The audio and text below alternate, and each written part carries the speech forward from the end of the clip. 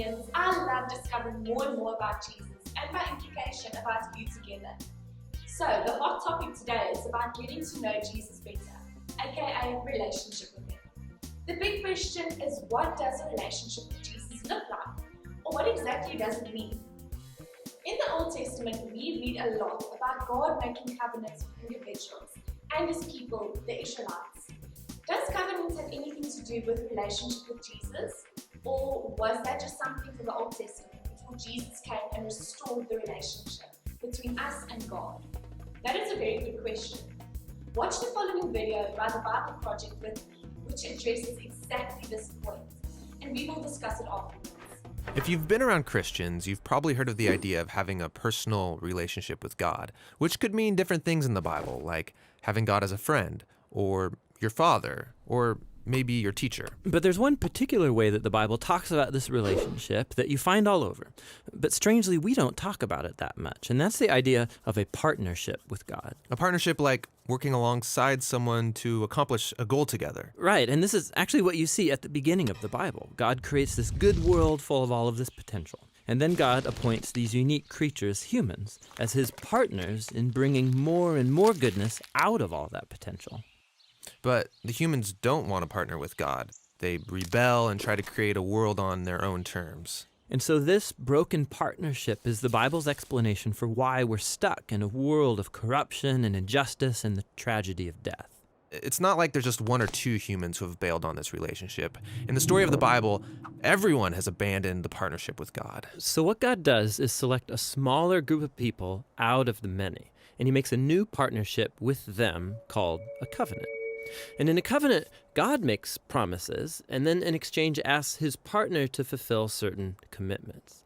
And the purpose of all of this is to somehow use this covenant relationship to renew his partnership with everybody else. Now, there are actually 4 times in the Old Testament that we're told God initiates a covenant relationship with Noah, Abraham, the nation of Israel, and King David.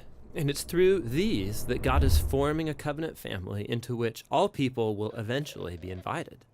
So let's see how these work. The first one is with Noah. So in this story, God has just brought the flood to cleanse the world of humanity's corruption, and Noah and his family are the only ones left. And so God makes a covenant with Noah, saying, listen, I know that humans will continue to be evil, but despite that, I'm not going to destroy it like this again. Instead, the earth will be this reliable place for us to work together. Great. So what does Noah have to do? Nothing. And that's what's so interesting about this first covenant, is that God is promising to be faithful, even though he knows humans won't be.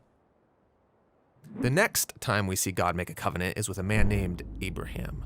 God chooses him, promises to bless him, give him a large family, lots of land where they can flourish. And in return, God asks Abraham to trust him and train up his family to do what is right and just. And the whole reason for this covenant is God says that somehow he's going to bring his blessing to all families of the world through this one family. So that's Abraham. The next time we see God make a covenant is when Abraham's family grows into the tribe of Israel. And this covenant is with the whole tribe. God asks them to obey a set of laws, which are these guidelines for living well as a community of God's partners. And if they do this, then God promises to bless them and that they will become a people who then represent him to the rest of humanity. That's the covenant with Israel. The last covenant is with King David. Yeah, the tribe of Israel has become this large nation ruled by David. And God asked David and his descendants to partner with him by leading Israel in obeying the laws and doing what is right and just. And God promises that one day, one of David's sons will come and extend God's kingdom of peace and blessing over all the nations. So those are the 4 covenants that God makes in order to restore his partnership with the whole world. But here's what happens. Israel breaks the covenant. They worship other gods, they allow horrible injustice, and so they lose their land and are forced off into exile. So it seems hopeless. But during this time, Israel's prophets talked about a day when God would restore these covenants in spite of Israel's failure. somehow. Yeah, they called it the New Covenant. And this is actually what's so interesting about Jesus, is that he's introduced into this story as the one who fulfills all of these covenant relationships. We're told that he's from the family of Abraham, and so he will bring the blessings of that family to the whole world.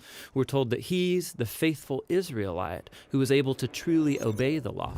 And we're told that he's the king from the line of David, and so he goes about extending God's kingdom of justice and peace to all. And that's really remarkable for one guy. Yeah, and what it highlights is perhaps the most surprising claim of all made about this man, that Jesus is no mere human, but rather God become human. And God did this in order to be that faithful covenant partner that we are all made to be, but have failed to be. And so through Jesus, God has opened up a way for anyone to be in a renewed partnership with him. So Jesus calls people to follow him and become part of this new covenant family. And despite their failures, Jesus is committed to making them into partners who are becoming more and more faithful.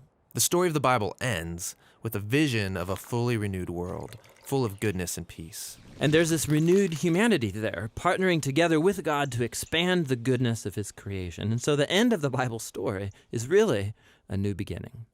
Wow, relationship is so much more than just knowing about someone or spending time together. It is a partnership, working alongside someone to achieve a goal together. Isn't that exactly what Jesus did on earth? Showing us what a relationship with the Father looks like. Yes, spending time with him in prayer and knowing his word is where it starts, and it is vital. But that is not something where your relationship stops. We are also partners, working together with the Holy Spirit to establish God's upside-down kingdom here on earth. Jesus came to restore the relationship and to be perfect, and to be the perfect partner to show us how to partner with God in establishing his kingdom on earth. Wow, it has been an absolute honor to spend time with you in discovering more and digging deeper into the meaning of relationship with Jesus. See you again next week for more discovery.